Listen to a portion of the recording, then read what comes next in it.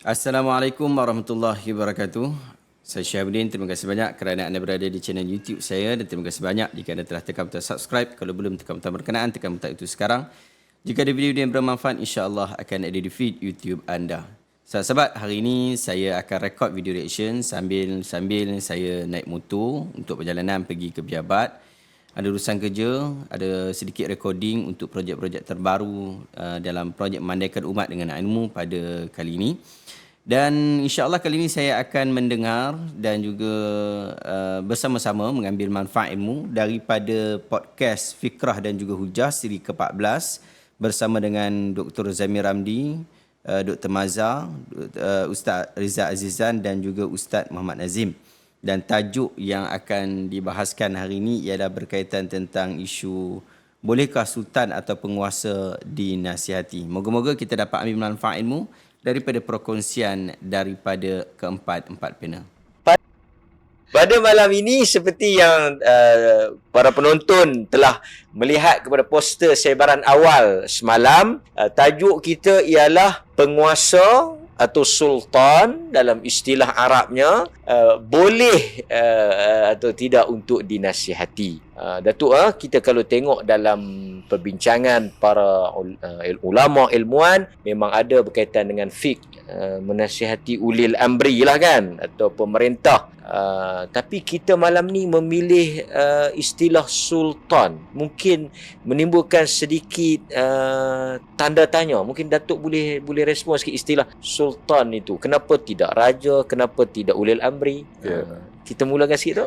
Assalamualaikum, alhamdulillah. Sultan merujuk kepada penguasa. Kuasa kena sultan tu kuasa. Dia bahasa Arabnya. Bahasa Arab, sebab tu kita ada hadis man sakana badiyah jafa, man taba'a as-saida ghafal, man ata abwaaba sultan uftutin. Kan hadis Tirmizi, siapa yang duduk di Badiah tu dia jafa, kerah, kasar lah, kering. Siapa yang rajin pergi memburu, kaki pancing sama lah, ghafal, dia sampai tak ingat, dia ikut lalai, raplah kan. Dan siapa yang mendatangi pintu-pintu sultan, maka dia terfitnah.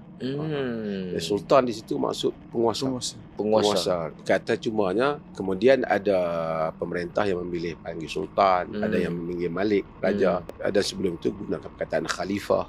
Tapi kesemuanya ada yang guna presiden. Tapi semuanya merujuk kepada penguasa. Orang yang berkuasa. Cuma dalam konteks kita ni di Malaysia ni, bila sebut sultan itu dia penguasa yang kekuasaan itu diterima secara warisan. Dan dia tak diubah dan dia tak dipilih. Sementara kalau kita sebut Perdana Menteri ataupun Menteri, dia kuasa dia itu datang melalui pilihan rakyat. Jadi itu sistem yang ada pada negara kita. Apapun, sama ada Sultan ataupun Perdana Menteri, mereka ini pada tangan mereka ada kuasa.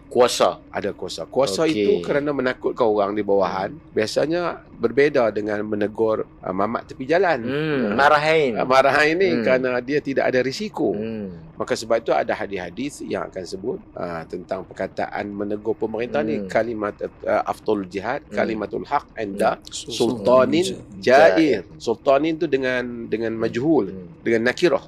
Dengan nakirah. Maksudnya sebaik-baik afdal jihad ya kalimah yang benar, kalimah benar inda di sisi sultanin, satu kekuasaan nakirah, jair yang zalim, maksudnya kekuasaan. Sama ada dia Perdana Menteri, dia Sultan, dia Raja. Jadi Nabi SAW kata itu afdal jihad kerana ada risiko.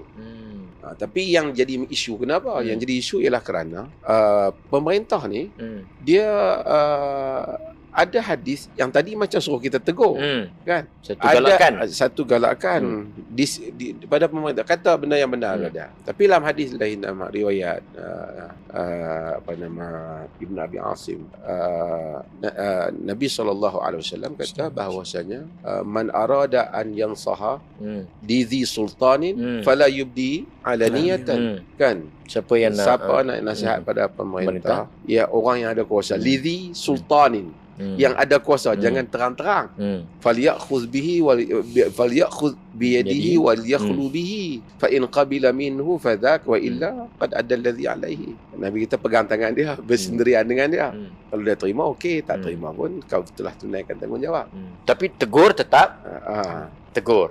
Itu Nabi suruh. Tapi fala yubdihi alaniyatan tu jangan terang-terang tu menimbulkan lagi satu polemik perbincangan bagaimana cara untuk menegur pemerintah. Adakah? Tapi ada juga para ulama tegur terang-terangan Secara terbuka. jadi bagaimanakah untuk diselaraskan hadis-hadis ini? Di situ mungkin kita di sini kita akan bincang nanti dalam sisi kita insya-Allah. Okey, tu satu pencerahan kenapa kita memilih tajuk sultan atau penguasa, kerana sultan itu perlambangan kepada orang yang memiliki kuasa lah, termasuklah ulil amri, pemerintah dan sebagainya. Okey, Ustaz Nazim adalah pihak yang menguruskan soal agama Islam dan adat istiadat Melayu di Perlis. Dan kita di Malaysia, kita tak nafikan bahawa kalau agama dan istiadat itu mutlak di bawah kuasa pemerintah. Jadi Ustaz Nazim orang yang bermuamalah langsung dengan tu agama. Jadi melihat tajuk ini bagaimana? Menegur sultan ini satu benda yang sensitif hingga ada 3R. Kan? Sebab tu kita pilih tajuk ini supaya ada satu pedoman. Mungkin boleh bagikan pandangan. Assalamualaikum. Terima kasih Ustaz Mat. Ustaz Mat tanya tentang bagaimana pandangan saya tentang tajuk ini untuk menasihati pemerintah, apakah boleh ataupun tidak, dan apa yang sepatutnya. Asasnya agama kita ni memang nasihat, dinun nasihat. Agama itu nasihat. Bahkan disebutkan secara spesifik dalam hadis Nabi sallallahu alaihi wasallam kata lillahi wa li kitabihi wa li rasulihi wa li a'immatil muslimin wa amatihim. Jadi maksudnya agama dikaitkan dengan nasihat, seolah-olah betapa pentingnya ta'zim kepada nasihat itu, bagaimana nasihat telah menjadi sebahagian besar daripada agama. Seolah-olah kekuatan kepada agama itu adalah dengan nasihat. Nasihat menasihati. Sebab tu kita tengok menasihati dalam konteks agama kita itu dikaitkan dengan agama.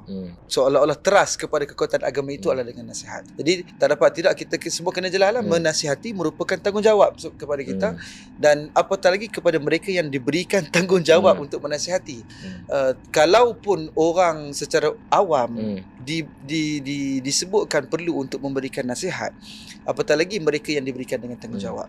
Kalau kita melihat kepada bagaimana perubahan majlis agama Islam ni, majlis agama Islam ni memang ditubuhkan adalah untuk membantu menasihati. Perkataan tu membantu menasihati. Betul, disebut dengan jelas dalam seksyen. Sebagai contoh dalam Enema Pentadbiran Agama Islam Perlis, dalam seksyen 4 kurungan 1 dinyatakan hendaklah ada suatu badan bernama Majlis Agama Islam dan Adat Istiadat Melayu Perlis yang ditubuhkan untuk membantu menasihati Duli Yang Maha Mulia Raja Pemerintah dalam soal agama Islam dan juga perkara-perkara yang menyentuh tentang adat istiadat Melayu. Jadi secara jelas dalam matlamat ataupun dalam fungsi penubuhan MAIB itu sendiri adalah untuk membantu menasihati. Jadi memang itu fungsi MAIB adalah untuk membantu menasihati Duli Yang Maha Mulia Tunku Raja berkaitan dengan agama Islam, dan itulah fungsi dan peranan yang telah termaktub dalam undang-undang dan merupakan tugas, merupakan kerja dan merupakan tanggungjawab yang perlu dilaksanakan. Dan yakinlah kita bahawasanya Duli Yang Maha Mulia Raja Melayu sentiasa sedar akan peranan dan juga fungsi majlis-majlis agama Islam ini di setiap negeri. Tak ada kerja lain lah kan, iaitu tugas mereka adalah untuk membantu baginda Duli Yang Maha Mulia Tunku Raja ataupun membantu Raja-Raja Melayu dalam soal agama Islam dan juga adat istiadat Melayu. Dan itu telah dijamin dalam Perlembagaan Negara kita. Kita pernah berbincang satu ketika dahulu tentang jadual ke-9 dalam Perlembagaan Persekutuan yang telah memberikan peruntukan khas tentang kewajipan-kewajipan ataupun tanggungjawab-tanggungjawab yang perlu dilaksanakan oleh pihak negeri dan juga pihak persekutuan. Dan dalam pihak negeri ini memang sesuatu yang berkaitan dengan agama Islam merupakan tanggungjawab negeri. Dan kalau di dalam negeri dalam Undang-Undang Tubuh Kerajaan Negeri Perlis ini juga dinyatakan, saya ingat pada tahun 1948 lagi ketika mana tertubuhnya Kerajaan Perlis, ketika itu telah pun diberikan satu peruntukan untuk ditubuhkan satu majlis agama. Dan ketika mana mana almarhum Raja Said Putra Jamrul Lail, ketika mana baginda memperkenankan Undang-Undang Tubuh Kerajaan Polis 1948, masa tu memang dah ada peruntukan itu. Hendaklah Duli Yang Maha Mulia Tuanku menubuhkan satu majlis bernama Majlis Agama Islam. Sebab itu pada tahun 1949, setahun berikut, dekat-dekat setahun dah, setahun ataupun tahun berikutnya,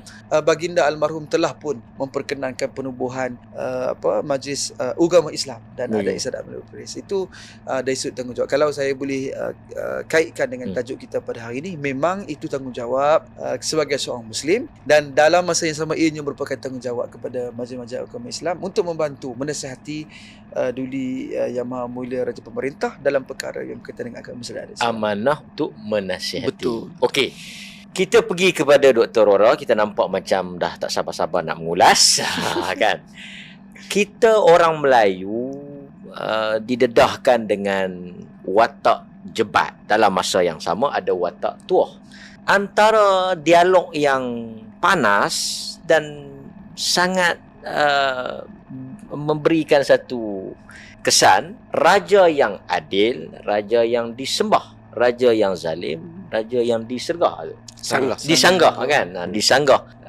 Kemudian kita juga ada filem Melayu. Kalau kita kata orang Melayu ini tak tegur, kita ada filem Sultan Mahmud Makat di Julang, bagaimana tuanku menanam, demikian Patik menuai. Ini semua menunjukkan ada sikap menegur atau sikap bertindak balas, kan? Bagaimana Islam melihat? Ada orang kata kita tak boleh tegur langsung, kan? Sampai orang yang menegur secara terbuka tu khawarij dan sebagainya. Ada juga yang amfusana, amfusini, amfusakum, kan? Doktor bagi pencerahan sikit. Okey, Assalamualaikum warahmatullahi wabarakatuh. Alhamdulillah wassalatu wassalamu ala Rasulillah wa ba'd. Terima kasih Ustaz Ahmad, saya bersama Mufti dan juga Ustaz Nazim. Kita berhadapan dengan isu yang sensitif. Yang ni memang kita kena akui. Tetapi apabila kita melihat kepada nas-nas syarak, kita berhadapan dengan beberapa kategori nas. Ada nas yang menyuruh kita taat kepada waliul amr ataupun pemerintah, iaitu Allah Subhanahu wa taala sebut ati'u Allah wa ati'ur rasul wa ulil amri minkum. Taatlah kamu kepada Allah, taatlah kamu kepada Rasul dan pemerintah di kalangan kamu. Tetapi taat kepada pemerintah ini bukanlah satu benda yang mutlak. Maksudnya taat pada pemerintah selagi mana dia tidak menyuruh kita untuk melakukan maksiat kepada Allah, seperti mana yang disebutkan di dalam hadis la ta'ata li makhluq fi maksiati al-khaliq atau kama qala, yang mana Nabi SAW menyebutkan tidak ada sebarang ketaatan kepada makhluk apabila dia menyuruh kita melakukan kemaksiatan kepada Allah Azza wa Jalla. Jadi tanggungjawab yang pertama ialah kita disuruh taat kepada pemerintah, tetapi taat itu bukanlah satu taat yang mutlak. Oleh kerana itulah perkataan wa ati'u itu tidak diulang pada perkataan wa ulil amri. Dia tak disebut wa ati'u ulil amri. Dia wa ati'u ulil amri itu tak disebut kerana taat itu murtabit. Maksudnya taat itu murtabitah bima qablahu, dengan apa yang disebut sebelum itu, iaitu taat pada Allah, taat pada Rasul mutlak, tapi taat pada pemerintah selagi mana tidak bercanggah dengan kehendak syarak. Itu kategori dalil yang pertama. Kategori dalil yang kedua, Nabi SAW menyebut dalam hadis ad-dinun nasihah. Agama itu nasihat.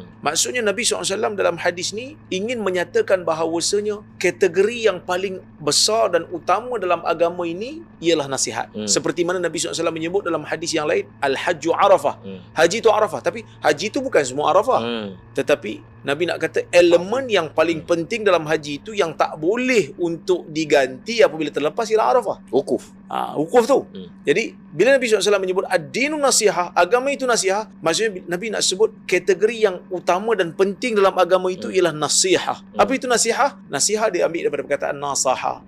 Kerana orang Arab bila sebut nasaha, maksudnya pembersihan, penapisan, iradatul khair. Seperti mana orang Arab menyebutkan nasahtul asala, maksudnya aku menapis madu. Madu itu daripada kita panggil apa tu? Sarang kan? Daripada sarang itu kan. Jadi nasihat ialah satu proses mengkehendaki kebaikan daripada semua. Sehingga bila sahabat bertanya, qalu liman ya Rasulullah, untuk siapa? Kerana siapa? Nabi kata lillah wali rasulihi wali a'immatil muslimin wa ammatihim. Dan Nabi SAW menyebutkan kerana Allah, kerana Rasulnya, kerana pemimpinnya, dan juga kerana keseluruhan umat. Maksudnya nasihat itu tidak terhad kepada orang biasa. Nasihat itu juga merangkumi pemimpin-pemimpin umat Islam. Tetapi di sana ada juga hadis yang Nabi SAW melarang kita untuk melawan pemerintah itu dengan senjata. Sebab itu para sahabat apabila bertanya, afala nunabidhuhu bisayf? Boleh tak kami angkat senjata lawan dia? Nabi kata, la ma'aqama fikumus salah. Selagi mana, Nabi kata tak boleh, selagi mana dia mendirikan di dalam bersama pada kamu itu salat. Maksud selagi mana dia Muslim, kamu tak boleh nak angkat senjata lawan dia. Tapi tegur boleh lah. Maksudnya di sini ada beberapa perkara yang kita kena, dia ada satu garisan halus, kan? Kalau Khawarij, dia pergi kepada ekstrim. Apa dia? Dia pergi kepada angkat senjata lawan pemerintah. Apa benda tak setuju, angkat senjata. Kafirkan pemerintah, lawan pemerintah, runtuhkan pemerintahan. Yang ni tak dibenarkan oleh Nabi SAW selagi mana pemimpin itu Muslim. Nabi SAW suruh sabar. Tetapi sabar yang Nabi sebut itu bukan sabar bermaksud berdiam diri. Ini yang manusia salah ni. Kadang-kadang bila disebut sabar, seolah-olah macam kita tak boleh nak buat apa-apa. Kan baru ni kan, flight delay. Kita buat sedikit teguran, tapi orang kata sabarlah. Sabar bukan bermakna kita perlu diam. Tegur, perlu tegur. Tapi tegur dengan caranya, bukan mengangkat senjata. Nabi SAW sabar, tapi Nabi berperang. Nabi SAW sabar, tapi Nabi menegur. Jadi benda-benda yang seperti ini kadang-kadang garis halus ni orang tak faham. Jadi bila Nabi SAW suruh sabar atas apa yang dilakukan oleh pemerintah, bukan Nabi suruh berdiam diri. Sampai ada hadis apa tu, walau dipukul belakang walaupun kamu, dipukul belakang kamu kena sabar.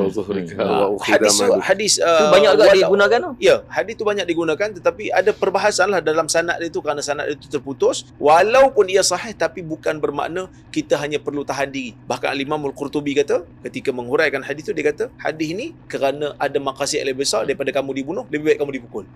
Maksudnya sabar, daripada kamu dibunuh, lebih baik kamu dipukul saja. Daripada kamu dibunuh, lebih baik harta kamu diambil saja. Tapi bukanlah maksudnya membiarkan dipukul. Bukan total. Sebab itu Datuk sebut hadis tadi, afdalul jihad kalimatul haq inda sultanin jair. Adakah Nabi bila Nabi kata sebaik-baik jihad itu ialah kalimah yang benar di sisi pemimpin yang jahat, bermakna Nabi nak ajar kita untuk tidak sabar? Nabi ajar kita untuk bersabar. Ibn Hazmin dia menarik, dia kata, kalau kita biar kita kena pukul, ambil harta, kita biarkan dia zalim, dosa.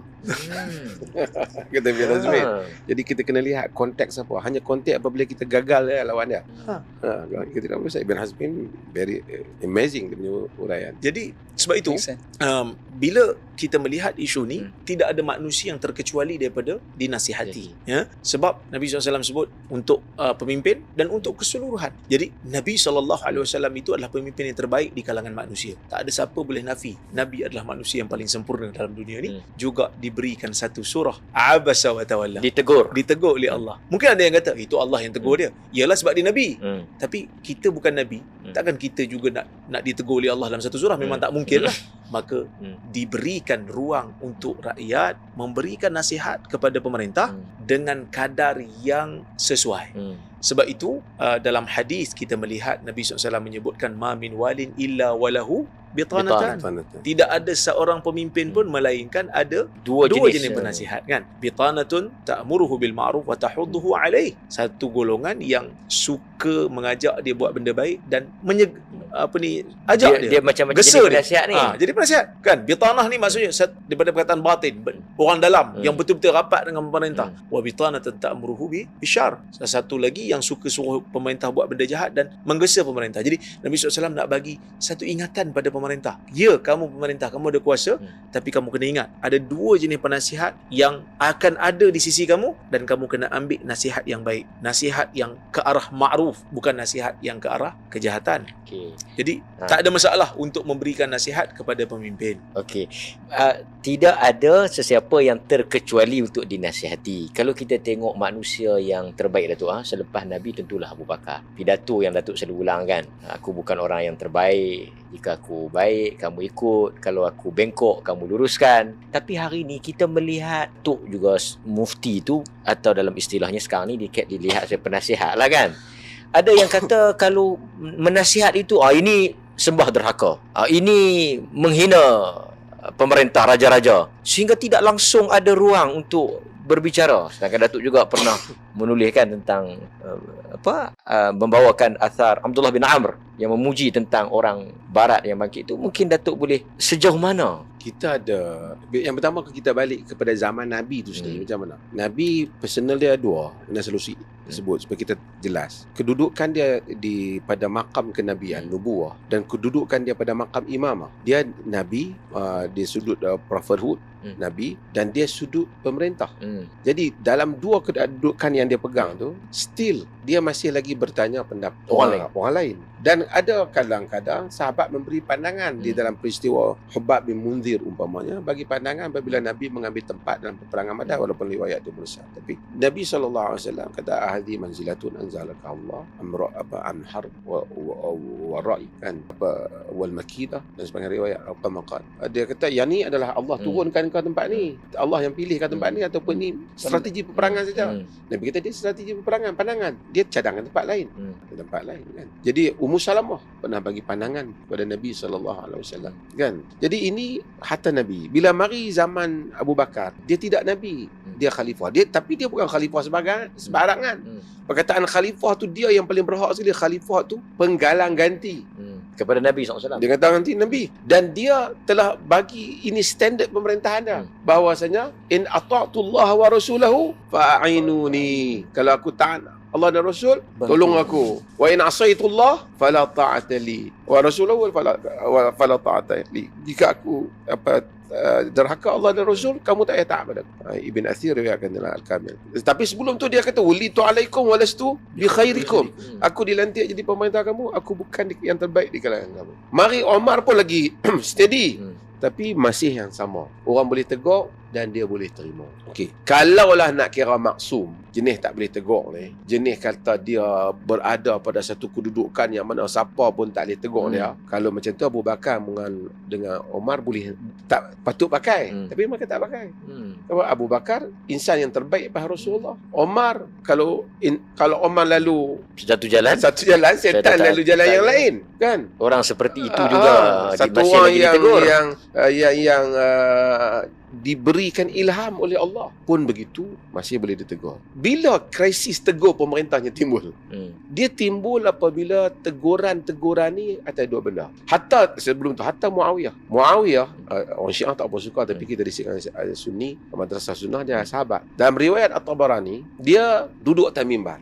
Dan atas mimbar dia kata al-malu maluna wal fai'u fai'una kan. In syi'na a'tainahu wa in syi'na mana'nahu. Harta kami, semua harta kerajaan kami punya, kami bagi kat siapa yang kami mau. Bagi kat siapa yang kami tak nak bagi, kami tak payah bagi. Dia kata first. Jumaat depan dia kata lagi. Tak ada siapa jawab dah. Jumaat yang ketiga dia kata lagi. Satu orang bangun. La, dia kata, al-malu maluna wal fai'u fai'una. Faman hala bainana wa bainahu hakamnahu ila Allah bi asyafina. Harta kami, kalau siapa halang harta kami, ini harta rakyat. Kami akan hukum dia di sisi Allah dengan pedang-pedang kami. Muawiyah turun, Muawiyah pegang dia. Orang duk ingat habis dia pergi lawan pemerintah, terbuka. Teguran yang keras kalau kira sekarang ni mungkin 3 keras. Jadi tapi Muawiyah bawa dia, letak dia. Orang tengok Muawiyah, letak dia tepi Muawiyah. Muawiyah kata, aku pernah mendengar Nabi kata, innahu sayakunu umara yatakallamun wala yuraddu alaihim. Akan ada pemerintah yang apabila mereka cakap, au yaqulun wala yuraddu alaihim. Apabila mereka cakap, siapa pun tak berani jawab dia bah. Yataqahamuna finnar kama taqahamul qiradah. Mereka tu akan terlompat-lompat dalam neraka, terloncat-loncat lah orang utara kata ni. Macam mana terloncat-loncatnya? Kera. Jadi Muawiyah kata, kau telah selamatkan aku. Aku tak termasuk dalam hadis tu. Aku Jumaat yang pertama, orang kedua duk takut dah. Jumaat yang ketiga, siap baik ada orang jawab aku bukan dalam hadis tu. Aku takut aku hadis tu. Maksudnya Muawiyah pun takut. Kalau pemerintah rasa sampai dia tak mau ditegur, tak boleh ditegur, ini tak benar lah. Okey, kita agree dulu. Premis ini. Bahawa pemerintah boleh ditegur. Okey. Cuma kita nak kena pergi premis yang berikutnya. Pasal apa nak tegur pemerintah? Kawan yang nak tegur tu ada 2 ataupun 3. Satu pihak yang tegur pemerintah tu kerana dia bantah dia kena zalim. Dia dia kena zalim. Maksudnya dia untuk diri dia. Untuk diri dia tegur lah. Kau apa zalim saya? Yang kedua, yang menegur pemerintah itu kerana dia menganggap ini al-amru bil ma'ruf wa nahyi 'anil munkar. Dia tegur pemerintah. Yang ni tak ada isu juga. Macam mana sahabat-sahabat tegur antara satu sama lain. Yang ketiga, dia tegur pemerintah tu pasal dia nak bagi runtuh kerajaan tu. Dan dia nak mengambil tempat daripada kerajaan tu. Hmm. Yang inilah yang kadang-kadang menimbulkan krisis sepanjang zaman. Hmm. Para ulama tegur pemerintah, tapi mereka tidak menyertai dengannya nak rampas kuasa. Hmm. Sebahagiannya dia tegur pemerintah itu sebagai satu modal dia untuk meruntuhkan pemerintahan. Saya bukan kata bab masalah boleh runtuh tak boleh runtuh ni cerita lain. Itu perbahasan lain. Atau itu perbahasan yang lain. Tapi maksudnya tujuan saya tegur supaya awak boleh malu dan tempat awak akan lemah dan saya and the team akan ambil tempat awak. Ini satu keadaan yang lain. Itu satu bab. Kita buat landasan dulu kan. Yang berikutnya ialah macam mana saya nak tegur pemerintah? Kalau Ustaz Mat bukan pemerintah, ana mufti jumpa Ustaz Mat tengah orang ramai. Ustaz Mat, entah ni apa tak reti sangat. Duk cakap, orang semua tengok. Ustaz Mat akan marah kan? Kalau ya pun tak boleh ke beritahu elok-elok. Kan? Orang ramai-ramai malu kan? Ada setengah orang dia tegur ni, dia bukan tegur kerana satu amal makruf nahi mungkar, tapi satu fun yang dia seronok. Dia bagi benda di khalayak ramai, dia ungkitkan benda-benda yang membabitkan soal-soal peribadi pemerintah, yang mana patut benda tu antara pemerintah dengan Allah Ta'ala. Kau bagi tahu dia aja, bukan kepentingan awam pun. Yang tak ada kaitan dengan masyarakat. Kan masalah pemerintah atau masalah bini dia kan? Kalau masalah curi duit rakyat, ambil harta rakyat, itu okey lah. Tapi ini masalah benda-benda personal. Katalah bini dia tak tutup aurat ke, ataupun anak dia pakai apa ke, itu you bagi tahu personal. Kalau itu bukan masalah dosa negara, dosa dia dengan Tuhan. Okey, ini satu hal. Apa bahasa yang patut kita guna bila nak tegur pemerintah? Orang awam pun kita nak tegur besar ni, nak kena pilih perkataan elok, dia marah kat kita. Allah telah bagi kita tahu pada Musa dan Harun, izhaba ila fir'aun innahu tagha faqula lahu qawlan layyina la'allahu yatadhakkaru aw yakhsha. Kamu wahai Musa dan Harun pergi pada Firaun. Allah bagi tahu dah. Dia tagha, Allah dah cop dah. Dia melampau. Kalau hang tak pergi pun, dia memang melampau. Tuhan dah kata dia melampau. Tapi Tuhan kata apa? Sebutlah kepada dia perkataan yang lain, lembut. Yang lembut. Mudah-mudahan dia takut dan ingat. Bukan tak boleh perkataan keras, boleh juga perkataan keras, tapi bukan maki lah. Perkataan yang tegas, jelas. Dalam konteks negara kita, undang-undang dah ada peraturan. Kita boleh tegur di parlimen. Tegur di parlimen, tapi pilihlah perkataan yang baik. Isu peribadi jangan masuk lah. You bagi isu pentadbiran yang boleh dibahaskan secara pentadbiran. Kalau satu orang duduk pada kedudukan atau dia dan pemerintah pun nak kena accept. Pemerintah kita ada dua lah. Sama ada pemerintah yang dipilih oleh rakyat ataupun sultan dan semua. Juga kedua-dua pihak kena accept, boleh diterima. Saya cuma cara lah kan, cara.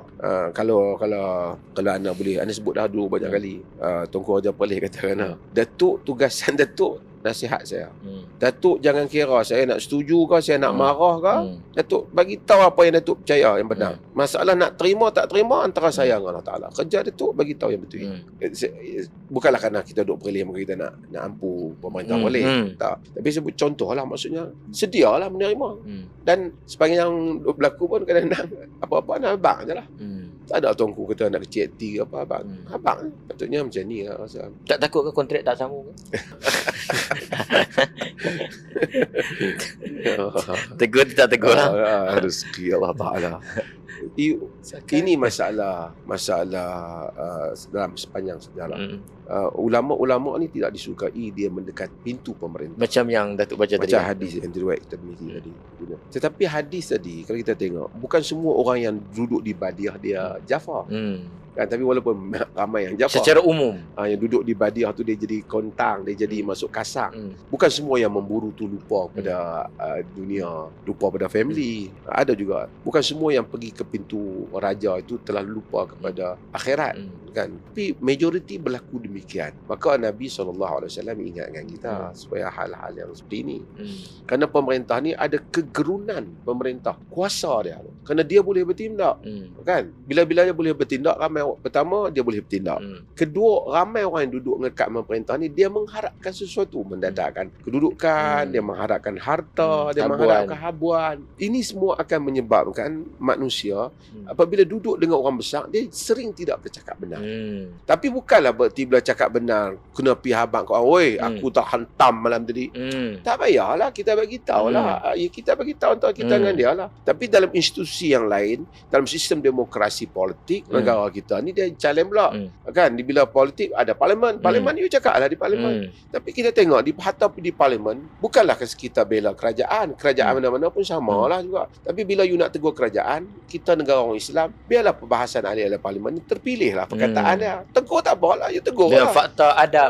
Dengan adab. Dulu kadang-kadang ceramah, ceramah agama, ceramah politik yang diadunkan dengan agama. Kita pergi dengar kadang-kadang perkataan tu, ya Allah, kan, tidak, dia tegur pemerintah, tapi ayat yang dia guna tu, kalau Nabi ada tepi, Nabi pun tak setuju guna ayat macam tu. Ini masalah dia. Pasal apa? Pasal kita nak tegur, nak ubah dia, ataupun kita tegur kerana kita nak Ambil alih. ambil dia. Ini pun perbahasan yang kita ambil. Kita agree pemerintah boleh ditegur. Kita agree ulama jangan bacul. Kita agree pemerintah jangan rasa dia maksum. Tapi kita kena bincangkan apakah uslub atau apakah approach yang betul dalam hal ini. Apakah bahasa yang terbaik yang nak digunakan. Kerana manusia ada perasaan. Semua orang ada perasaan. Badui dia cakap dengan Nabi kasar. Sahabat marah, Nabi kata inna li sahibul haq maqalah, kan. Sungguh orang yang ada hak ni dia kata-kata yang sesuai untuk dia. Ada bahasa bagi dia cakap. Nabi tulis surat pada Maharaja Rom pun Nabi kata apa? Azimir Rom.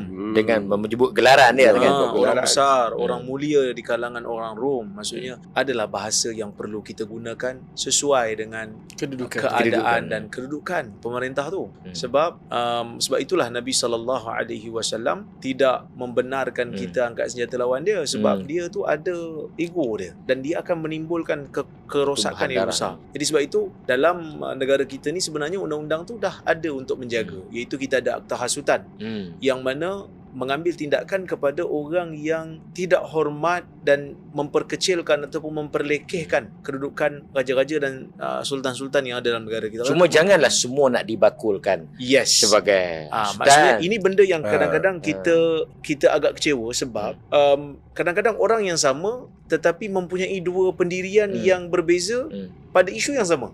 Maksudnya dia ada double standard. Ini kadang-kadang termasuk lawan orang politik lah.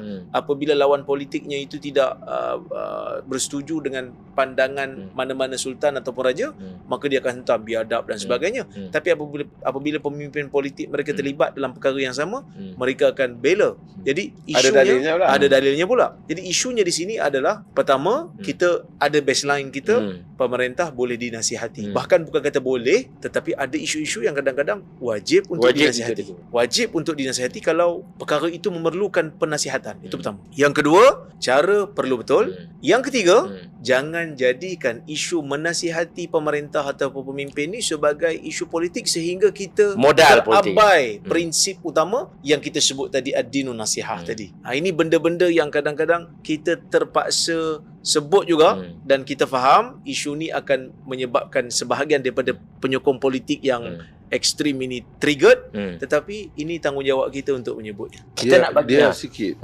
Tadi hadis yang dibaca oleh Dr. Uzaimi, Nabi kata man kariha faqad bari, kan. Man ankara faqad salim illa man taba man radiya wa taba, kan. Wa taba, kan. Siapa yang benci dia selamat. Dia selamat. Siapa yang engkar dia selamat. Siapa yang benci, man kariha faqad bari, siapa yang benci dia berlepas dirilah daripada dosa pemerintah tu. Siapa yang ingkar telah menunaikan, dia selamat. Yang tak selamat siapa dia? Yang redha wa taba'a, mengikut dan ikut yang tu. Okey, itu keadaan yang berlaku. Sekarang ni kita tadi dua, kan, Dr. Ruzami sebut. Sekarang ni di pihak pemerintah tu sendiri, dia kena akui dia boleh ditegur, kan. Kemudian di pihak yang di bawah ni, yang nak tegur tadi. Jadi dia nak tegur tu untuk apa? Untuk nak lepaskan dia daripada hadis tu, ataupun dia nak tegur sebab penting dia nak ambil jawatan tu. Tadi Datuk ada sebut tentang ingkar. Ada rasa dia ada perbezaan di antara nasihat dan juga ingkar. Sebab nasihat ni diumum, dia lafaz am, dan dia yashtamil, dia mungkin mencakupi banyak benda kan. Benda tak salah pun kita nasihat juga. Itu nasihat. Tapi kalau ingkar adalah anda nampak dia adyak, dia lebih sempit, dia lebih khusus. sempit, lebih khusus kalau nak dibandingkan dengan nasihat. Sebab itu Syekh Ali Syekh dia sebut tentang perbezaan al-farq. Dia kata ada perbezaan yang jelas di antara kedua-dua ni, iaitu nasihat dan juga ingkar. Tapi asas kepada kedua-dua ni, pertama, kedua-dua wajib dilaksanakan. Nasihat perlu dilakukan, mesti orang buat, dan dalam masa yang sama ingkar ataupun mengingkari perkara maksiat adalah satu benda yang mesti dilalui dan perlu dilaksanakan oleh semua manusia. Sebab tu ada hadis Nabi kan, man ra'a minkum munkaran falyughayyirhu biyadihi. Maksudnya mesti kalau nampak aja benda yang mungkar, mesti kita ingkar. Kita tak boleh reda, dan kerana keredaan itulah akhirnya membawa kita kepada kerosakan. Tapi yang bahaya sekali apabila kita tolong yang zalim tu. Pasal hadis tu kata innaha satkunu ba'di umara. Betul. Yazlimuna wa yakzibun. Akan datang pemerintah yang zalim dan bohong. Faman dakhala alaihim wa saddaqahum bikadzibihim wa a'anahum ala zulmihim falaysa minni wa lastu minhu wa laysa biwaridin alal haud. Siapa yang masuk ke pemerintah tu kemudian apa? Menolong. Membenarkan yang dia cakap, So, tolong pula kezaliman dia. Nabi tak mengaku umat, bukan daripada aku. Dia bukan daripada aku dan aku bukan daripadanya. Wa man lam yusaddqhum bikadzibihim wala lam yu'inhum ala zulmihim fa huwa minni wa ana minhum. Siapa yang tak membenarkan, jangan tolong. Nabi kata yang tu umat aku, kan? Bahawa waridun alal haud, dia minum telaga haud. Dia Imam Ahmad, dia sahih. Jadi artinya inilah masalah ulama ni, golongan agama ni, dia ada dua. Satu golongan ulama macam tadilah, hak duk mengampu pemerintah ni. Yang ni berlaku di Mesir, dia apa? Sampai orang mati, kena bunuh orang Islam. Fatwa yang menyokong. Fatwa yang menyokong. Sampai kita tengok hari ni, duka cita di Mesir umpamanya terhalang, umat Islam terkepung di Palestin tu, di Rafah, semua ada kaitan. Tapi golongan agama tak berani nak kata, kan? Umpamanya, kan? Jadi juga di negara orang Islam yang lain, samalah negara-negara yang lain juga. Jadi ini golongan agama. Ada golongan agama pula yang terlalu lajak sangat. Dia kerja, dia memang all the time anti-establishment. Dia sentiasa anti pemerintah. Dia tak kira puan dia kira nak maki kerajaan. Ini pun masalah juga. Yang ni yang kita minta dalam program kita ni ialah soal konsistensi ni. Soal apa? Istiqamah di atas prinsip. Kita konsisten. Orang kata hari tu hang kritik dia, hari ni pasal apa boleh? Aku kritik dia lambat lah masalah ni. Yang aku sokong ni masalah yang lain. Ini yang kita sukar di dalam urusan dengan pemerintah. Ulama-ulama, Imam Ahmad dia lawan masalah apa? Dia tak setuju masalah khalqul Quran tu. Tapi bila Mu'tasim pergi perang lawan negara Amuriyah, ulama-ulama sunnah semua doakan Mu'tasim. Dalam tajuk yang lain.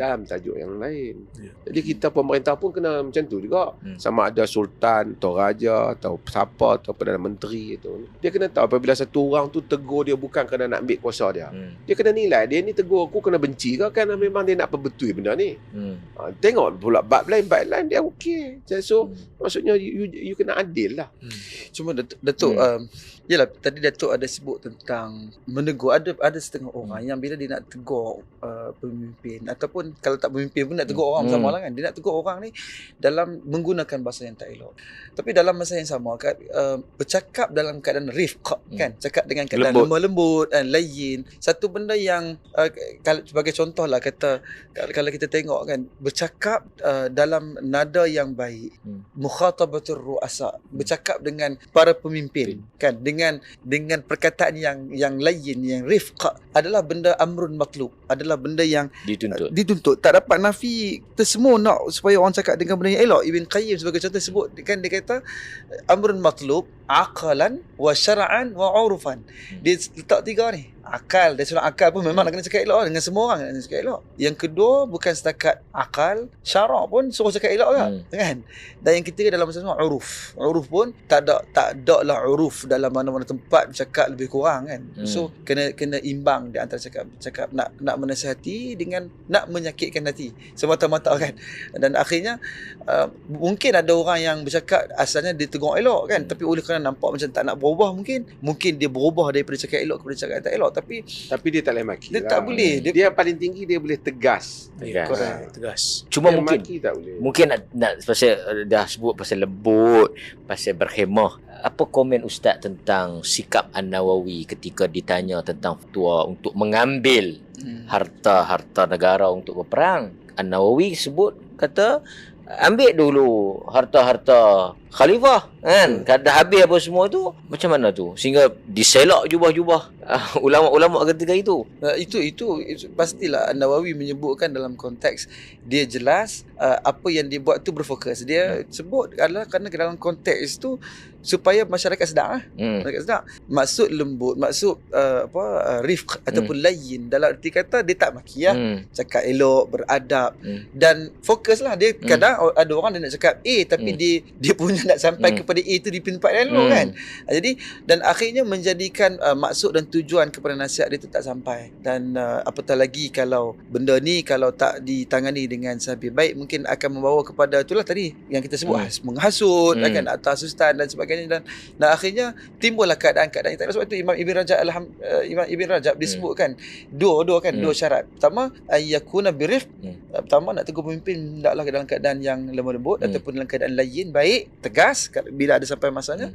Yang kedua dia ada nyatakan hendaklah ayyakuna bisir kan. Cuma tadi Datuk mungkin Datuk boleh huraikan lagi apa dawabit kepada sir tersebut, setakat mana sir itu kan. Dan ada hadis Nabi sallallahu alaihi wasallam tentang perkara tersebut. So, seolah-olah kedua-dua benda ini menjadi garis panduan nak menasihati pemimpin. Ada dua keadaan ini yang perlu untuk dipatuhi dan asalnya banyak tulisan para sarjana terdahulu yang menyebutkan tentang adab-adab dalam soal nak fiqhun nasihat kan, nak kebijaksanaan atau fiqh menasihati ni yang perlu untuk difahami oleh semua pihak lah yang nak menasihati. Ada benda yang pemimpin tu dia buat tukar. Jadi maksiat tu terbuka. Kalau kita tak tegur terbuka, orang sangka benda tu halal, benda tu betul. Ini yang berlaku apabila dan ada pemimpin yang mana kesalahan dia tu personal tu you nak tegur dia terbuka buat apa. Dia pergi cakap dengan dia personal lah. Ini yang kadang-kadang orang yang tak dapat bezakan. Ada pemimpin di misal katalah semayang tak apa kena sikit, dia jadikan tajuk ceramah dia. Dia hantar orang benda tu dia ceramah. Bahkan yang lebih teruk lagi, muka pemimpin tu sengit sikit ke, gigi tak nampak sikit ke, ataupun dia jadikan kepala dia botak ke, semua dia jadikan besar. Kemudian diselang-seling ayat Quran dan apa. Ini adalah benda-benda yang tak betul lah, salah lah. Ada benda macam tadi dan ada ulama ni ada macam tu lah. Ada yang pula jenis apa pun dia kiat apa nak cari dalil nak bagi betul pemerintah, justifikasi. Tadi Ustaz Mat sebut. Sebab itu antara kehebatan Ibn Taymiyah dalam masalah ni lah, apabila Mongol tawan negara orang Islam masuk ke Baghdad, ambil harta dan kemudian panggil ulama-ulama makan. Ibn Katsir sebut dalam Bidayah wa Nihayah, semua pakat makan, Ibn Taymiyah tak makan. Kata, pasal apa kau tak makan? Dia kata, kau ambil pokok-pokok semua, ranting-ranting kayu semua ni pada harta orang Islam. Kau ambil harta atau kau rampas, kau masak, kau bagi kami makan. Aku tak boleh makan. Kemudian dia suruh Ibn Taymiyah doa pada dia. Ibn Taymiyah kata, bagi satu doa, kalau dia ni berniat dengan baik supaya Allah bagikan bimbingan pada dia. Kalau tidak, Allah ambil tindakan pada dia. Ibn Taymiyah tengok apa? Ramai ulama yang hadir. Itu yang kata ramai ulama semua pakai angkat jubah. Jadi Ibn Taymiyah tengok mereka, pasal apa kamu angkat jubah? Kata mereka, kami bimbang jika dia pancung kepala kau, darah kau akan terkena jubah kami. Lepas tu ada cerita ulama yang lebih menjaga jubah daripada menjaga agama. Menarik kisah tu Ibn Katsir sebut dalam Bidayah wa Nihayah. Maksudnya pemerintah, ulama kena macam tu lah. Tapi Ibn Taymiyah bukan pemaki pemerintah. Dia tulis banyak kitab dia nasihat orang ramai jangan maki pemerintah. Dia berperang bersama pemerintah. Tapi dia berperang bersama pemerintah. Tapi dia tegas apabila menghadapi kemungkaran. Tegas. Ini orang sebab dan dia tak pernah mana-mana pada hari nak merebut kursi pemerintah. Dia tak pernah pada mana-mana hari nak merebut kursi pemerintah. Cuma Datuk, saya agak sensitif sikit lah. Kita tak nafikan sebahagian ulama dalam sesetengah masa dia memakai jubah ulama. Dalam masa yang sama juga dia memakai jubah orang politik. Macam Dr. Rara juga mungkin boleh tambah nanti. Ada ketika pemerintah itu selari dengan dia, sembah ta'zim, sembah hormat, sembah segalanya. Tapi ketika pemerintah itu agak bercanggah atau menongkak arus, sembah derhaka pula. Dia kalau dalam konteks politik kita adil lah. Ulama pun kalau dia nak masuk politik, dia sebagai rakyat Malaysia, dia boleh masuk politik. Kita tak kata ulama tak boleh masuk politik. Saya tak masukkan ulama tak boleh masuk politik. Cuma yang kita tak mau, janganlah senjata agama tu digunakan untuk politik yang bersifat kepuakan, sehingga akhirnya seolah-olah agama ni sangat tidak adil kepada orang lain, hanya adil untuk orang yang bersifat begitu sahaja. Itu yang kita bincangkan. Kalau dia nak masuk politik, dia masuklah, tapi pertarungan dia tu, dalil-dalilnya tu ialah dalil-dalil politik lah, bukan dalil-dalil kesucian agama. Kesucian agama. Tapi kalau dia nak tegur, tiba-tiba dia orang politik, dia tegur pemerintah dalam satu bab agama yang bab tu betul. Dia orang politik yang ada pengetahuan tentang agama. Dia tegur pemerintah. Dan bab yang ditegur tu betul. Betul dengan nas. Betul dengan nas. Dan dia menggunakan, ketika dia tegur tu bukan ke atas teguran dia sebagai ahli politik. Dia tegur tu di atas dasar dia sebagai satu orang Muslim yang dia rasa pemerintah tu salah. Kenapa betul kan? Masa tu kita kena sokong dia juga. Di atas tanggungjawab dia sebagai orang yang ada ilmu. Orang ada ilmu. Kita bagi kita sokong dia. Dan pemerintah tak bolehlah nak angin pasal orang tegur dia macam tu. Kalau dah betul, kau tu tak maki dia, kau tu tegur betul, poin kau tu pun betul, kenapa dia nak angin? Okey, saya Datuk Belek ni, apa yang Datuk pernah tulis dulu kan, ada satu artikel yang menarik jugalah berkaitan dengan pemerintah ni, mungkin kita boleh baca dalam waktu yang lain. Tapi antara riwayat yang Datuk bawa ialah kisah Amr bin As kan, yang dia nak pukul sekarang Umar kata kau pukul kan. Riwayat tu ada perbincangan di sudut dia masyhur dalam kitab sirah dan seumpamanya, walaupun dari segi ada teknikal sudut sanad dan seumpamanya, tapi kisah itu ialah kisah yang mana menunjukkan kita sama. Sama, dan kisah tu telah diistidlalkan oleh semua aliran hatta di kalangan syurah hadis juga ambil, kerana benda tu satu contoh yang baik lah. Dan dia Umar kan pernah ditegur oleh seorang badui sehingga Umar menangis basah janggut dia kan. Walaupun Umar itu jaminan syurga tu ada pada dia, dalam senarai 10 orang yang dijamin syurga, Umar kira nombor 2 lah kan.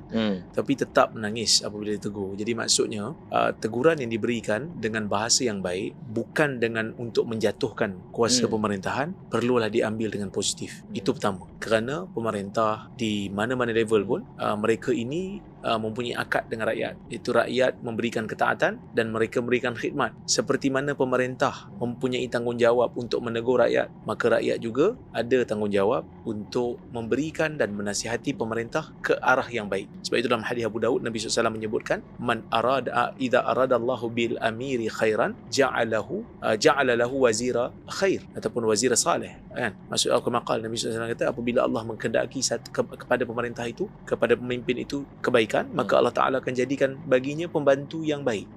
Kan, in nasiya dzakarahu, bila dia lupa maka pembantu dia ada orang baik akan menasihati dia. Wa in dzakara a'anahu, dan bila dia ingat maka untuk buat benda baik dia ditolong, orang akan tolong, orang baik akan tolong dia. Tetapi kalau Allah Ta'ala nakkan selain daripada kebaikan itu kejahatan kepada seseorang, ja'ala lahu wazira su', maksudnya akan jadikan pembantu yang jahat bagi dia. In nasiya lam yuzakirhu, kalau dia lupa tak ada orang akan ingatkan dia. Wa in dzakara lam yu'inhu, kalau diingat pun tak ada siapa nak bantu dia. Ini adalah satu disaster lah kalau berlaku dalam masyarakat. Dan kita tegaskan betul-betul sekali lagi supaya benda ni tak jadi isu pula. Bila kita kata boleh menasihati pemerintah dan pemimpin, perlulah dilaksanakan dengan cara yang baik, bukan dengan maki hamun, bukan dengan tujuan untuk memperlekehkan sehingga orang tak hormat lagi kepada institusi istana ataupun institusi Perdana Menteri atau Menteri, tetapi mesti dilakukan dengan cara yang baik. Kerana dengan Firaun pun disuruh cakap dengan lembut, dengan Yahudi pun ketika mana mereka memberi salam yang jahat kepada Nabi SAW, Aisyah jawab dengan wa'alaikumussalam wa la'anah, ke atas kamu juga maut dan juga laknat. Apa Nabi tegur? Ya Aisyah, innallaha yuhibbur rifqa fil amri kullih. Wahai Aisyah, Allah Ta'ala suka kelembutan dan kelunakan dalam setiap perkara. Jadi Nabi SAW mengajarkan kelembutan dan kelunakan dalam perkara-perkara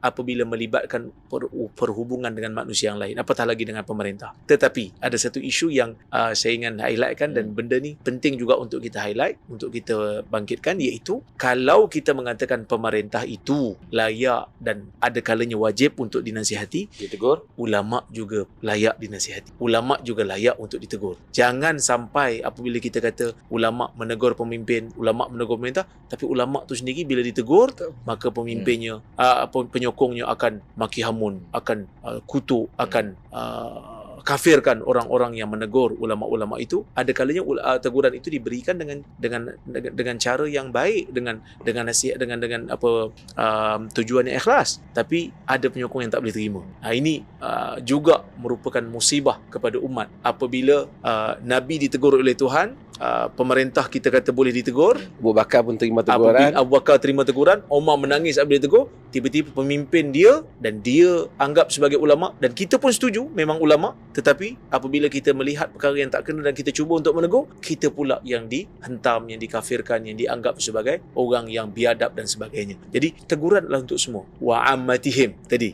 nasihat wa ammatihim, semua ada ruang untuk memberi nasihat. Sebab itu Jarir bin Abdullah Al-Bajali juga disebutkan, dia kata bayatu Rasulullah SAW ala iqamis salah wa ita'iz zakat wa nushi li kulli muslim, atau kama qala, aku berbaiah dengan Nabi SAW ketika masuk Islam untuk melaksanakan salat, membayar zakat dan memberi nasihat kepada semua muslim. Maksudnya beri nasihat kepada semua muslim adalah satu tanggungjawab kita. Dia isu Ustaz Ahmad ialah apabila orang ni dia punya ukuran benar salah ni kepada kumpulan dia. Dia berkenal salahkan fakta. Kalau dia punya tim atau geng dia tu, dia bukan pada hujah tu. Oh ni siapa? Oh ni pemimpin kita. Sakat. Dia akan kira dah betul. Kalau kawan ni maki orang betul, orang maki kau ni jadi tak betul. Itu masalah dia. Sifir dia macam tu. Sifir dia macam tu. Kalau orang tu bukan tim dia, maki pun boleh. Kalau kau tu kata ada boleh, tak boleh. Pasal dia dikira dia yang suci. Ini telah jadi penyakit kepada golongan yang fanatik ni.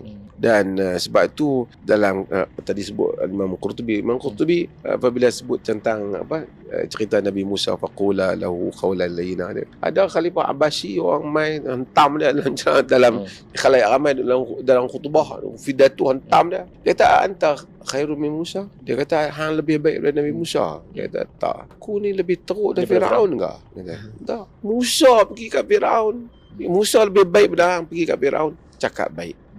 Aku yang tak lebih Firaun yang lebih jahat daripada aku pun dapat perkataan yang baik. Pasal siapa yang hang tak lebih baik daripada Musa, aku tak lebih jahat daripada Firaun, hang bagi aku cukup-cukupnya. Kan? Tak adakah ruang? Kan? Itulah soalnya kan. Jadi ini pun kita bukan sehari yang dengar ni kata kita cerai, tak. Bagi kita clear. Boleh tegur pemerintah. Okey. Sebelum saya nak pergi pada Ustaz Nazim, saya kena sudahkan apa yang Datuk mulakan. Datuk kata tadi, pemerintah, penguasa, sultan, apabila ditegur, tak kiralah daripada siapa pun, terbuka untuk menerima. Janganlah Denial kan, menafikan. Saya mungkin teringat Datuk pernah mengumpamakan Khalifah Harun Ar-Rashid yang dalam orang Melayu ni selalu dia cerita Abu Nawah yang ditipu. Sedangkan Khalifah Harun Ar-Rashid ni satu orang khalifah yang sangat terbuka menerima teguran. Mungkin Datuk boleh ulas sikit sebelum kita nak pergi ke Ustaz Nazim ni. Harun Ar-Rashid dan seumpamanya yang menangis apabila orang tegur mereka. Melihat kepada Kaabah dan melihat ramainya rakyat. Kau tengok ramainya orang tawaf tu. Bagi setiap orang yang tawaf tu, kau akan ditanya oleh Allah Ta'ala. Teguran-teguran macam tu terkena pada sentuhan para khalifah. Sebab apa? Sebab khalifah menangis. Kenapa ramai khalifah menangis bila tegur? Soal ikhlas orang yang tegur. Orang yang tegur tu? Orang tegur ikhlas. Dia mari tak ada apa. Tak ada apa. Sebab tu penasihat yang baik dalam sejarah. Seperti yang saya sebut, Rajab bin Haywah. Orang selalu sebut tentang Umar bin Abdul Aziz. Tapi orang lupa. Siapa yang menyebabkan Umar bin Abdul Aziz dapat kedudukan tu? Sulaiman bin Abdul Malik. Sulaiman bin Abdul Malik itu patutnya bukan pergi ke sepupu dia, pergi pada adik-beradik dia. Tapi siapa yang menasihati Sulaiman bin Abdul Malik? Raja bin Haywah. Penasihat memang baik. Kerana penasihat yang baik pada khalifah lah, sejarah telah menjadikan kisah naiknya Umar bin Abdul Aziz. Ini perkara yang penting untuk kita tahu. Kita tak mau jadi satu kelompok. Sebab dulu ada di Malaysia lah, tak ada lah, nak harap pun korang ada buat tu. Sampai langsung tak boleh kata apa kat pemerintah. Khawarij saja. Siapa kata pemerintah keluar dari ahli sunnah jemaah. Yang ni pun satu jenis terlampir tak hancur juga lah. Ada pula yang buat apa pun kena maki pemerintah. Tapi bila mereka dapat kuasa, orang kentam mereka kata pula, mana boleh. Kita kena kerjasama dengan ulul amri. Ulama kena kerjasama. Ulama dan umara. Ulama dan umara berpisah tiada. Sekarang timbul hal tu. Pasal abang tak cakap benda ni dulu? Kan? Bukanlah kita anti mana-mana. Dia macam ni. Semua kita ke, siapa ke, ada salah silap dah. Tapi fanatik, gulu telah menjadikan timbangan keputusan kita salah. Yang ni lah kita doa Allah Ta'ala sebab kita jugalah. Bila kita sebut fikrah dengan hujah ni pun semua kan. Kita nak konsisten. Besok kalau ada benda yang sama-sama. Mari kerajaan A, dulu kita kritik. Mari kerajaan B pun kita kritik. Dia kata, hang dulu dah kritik dah. Aku kritik lah benda tu. Tapi hang tak maki. Lepas tu mari kembali kita tegur. Yang ni kita tak setuju. Hari tu hang setuju sangat. Sampai sokong. Ni pasal tak setuju. Pasal mereka ni tak boleh faham. Dia kata aku kalau merah kena merah, hijau aku hijau sentiasa, biru aku biru sentiasa. Kita tak macam tu. Kita tak tengok color. Kita tengok fakta. Datuk betul. Ana tertariklah bila Datuk kata kita apa pun yang kita nasihatkan adalah kerana prinsip kan. Kita buat kerana prinsip. Kita nasihat tak kira. Maksudnya tidak terikat kepada mana kumpulan puak dan sebagainya. Dan sebenarnya kalau kita sedar tak sedar, itulah sebenarnya sifat orang-orang yang beriman, orang yang benar, yang siddiqin. Sebab kalau seseorang itu menasihati kerana satu puak dia, ataupun dia rasa kalau dengan satu puak A dia nak kena nasihat elok-elok, mungkin orang tak tahu kan. Kalau ada satu nasihat lagi dia nak kena bagi tahu, maksudnya dalam keadaan yang tak elok. So ini satu sikap yang tak boleh ada bagi orang beriman. Sebab orang beriman ni dia al-mu'minun nasahatun. Orang beriman ni tak dapat tidak, dia punya sikap dia adalah untuk menasihat. Dan al-munafiqun ghashashatun. Kan kalau orang munafik pula, sifat dia tak ada cara lain lah, dia ghasya, dia melakukan penipuan ataupun melakukan fraud kan. Kalau dia beriman dia mesti buat. Okey, yang kedua, menasihati macam kita yang Datuk selalu sebut ni, tak kira kepada mana-mana pihak ni, dia juga merupakan dalil al-khairiyah. Petanda kepada orang tu nakkan kebaikan kan. Bahkan dalam Al-Quran Allah sebut kuntum khaira ummah ukhrijat linnas ta'muruna bil ma'ruf wa tanhauna 'anil munkar wa tu'minuna billah. Dalil kepada orang tu nakkan kebaikan tak dapat tidaklah kerana dia akan mengajak orang, menyuruh orang kepada kebaikan, mencegah orang daripada munkar. Itu merupakan dalil ataupun petanda yang menunjukkan seseorang itu nakkan kebaikan. Dan yang ketiga, satu benda yang tak dapat kita nafi, menasihati orang ni dalam keadaan penuh ikhlas, dengan tulus, yang ada sebab musabab yang ada justifikasi di nasihat tu, dia merupakan tugas para nabi rasul kan. Nabi-nabi terdahulu menyebutkan ana nasihun lakum, laqad nasahtu lakum kan. Nabi Nuh, Nabi Hud menyebutkan aku ana nasihun lakum, aku ni menasihati kepada kamu. Itu adalah wazifah ataupun satu tugas kepada para nabi dan juga rasul. Dan demikianlah yang perlu diwarisi oleh para ulama kan. Barulah jadi al-ulama warasatul anbiya. Kalau ulama tak menasihati kepada orang yang bukan golongan dia, ataupun maksudnya dia, ataupun sebaliknya dia menasihati dengan keadaan yang mungkin dia tak jaga adab dan sebagainya kepada orang yang bukan puak dia, macam Dr. Rora sebutkan tadi. Kalau puak dia sebut elok lah, dia mungkin sembunyi kan. Kalau puak orang lain kalau orang bahkan kalau hizbi, kalau orang tegur dia punya puak tu, dia kata tak betul. Sedangkan itu sebenarnya tugas Nabi dan Rasul. Dia tak kira selagi mana dalam keadaan orang tu salah, dengan penuh keadilan, Nabi dan juga Rasul serta ikhlas dalam melaksanakan tugas. Demikianlah para ulama yang harus menjadi waris kepada Nabi dan juga Rasul. Pengalaman Ustaz dalam berurusan dengan pemerintah dalam menasihati macam mana? terbuka. Pengalaman yang banyak ni Datuk kan, tapi Dapat pati apa tu? Dia so dia tak ada parti tu. Kita parti maik lah. Kalau ikut pengalaman Ana lah dalam menasihati Ustaz pemerintah badan kan, sebab alhamdulillah ana nampak pemerintah di Perlis tuanku lah kalau boleh kita sebut macam khusus sentiasa terbuka dalam menerima nasihat. Itu yang ana tersentuh bila Datuk sebutkan nasihat tuanku. Selalunya mufti, tuan mufti menasihati tuanku, tapi anak tuanku nasihat mufti. Tuanku kata Allah tiada orang yang lebih besar daripada Allah dan juga Rasul kan. Ketika mana tuanku ada titahkan kepada kena cakap benar di hadapan raja ataupun sultan. Jadi itu satu keinsafan. So tuanku sentiasa terbuka. Kita pun ada satu banyaklah yang kita ada bukan insiden lah, satu peristiwa-peristiwa yang kita berpandangan sedemikian, tapi apabila sesuatu perkara itu diangkat disembah maklum kepada diri tuanku, mungkin kadang-kadang kita salah menyebut ke ataupun tuanku salah memahami daripada apa yang kita sebut, itu mungkin keputusan itu berbeza. Tetapi kita lihat apabila kita kembali merujuk kembali kepada diri tuanku, okey tuanku demikian, tuanku begitu, pun sembah maklum kepada tuanku, kebiasaannya tuanku akan menerima kalau ianya memang ada justifikasi. Bahkan dalam soal tertentu tuanku sebut kena bagi tahu dekat saya apa yang betul, yang perlu untuk saya betulkan. Kena abang. Kena abang. Kalau tak abang saya pun tak tahu. Bahkan kalau anda merujuk kepada tuanku yang di Pertuan Maik, tuanku kata kalau tak abang saya pun tak tahu. Satu. Bahkan tuanku kata saya cukup pantang kalau saya dah bagi tahu satu benda, tetapi benda yang saya buat tu memang tak achievable, tak boleh dilaksanakan dan benda tu salah bahkan, tapi orang tak bagi tahu kerana alasan takut. Itu satu benda yang tak sewajarnya berlaku. Ini memang jelaslah selalu disebutkan oleh tuanku tentang hasrat tuanku, kalau ada benda yang perlu untuk diperbetulkan mesti diperbetulkan, dan anda nampak itu adalah satu keinsafan lah kepada pemerintah ini. Alhamdulillah. Semoga Allah memberkati.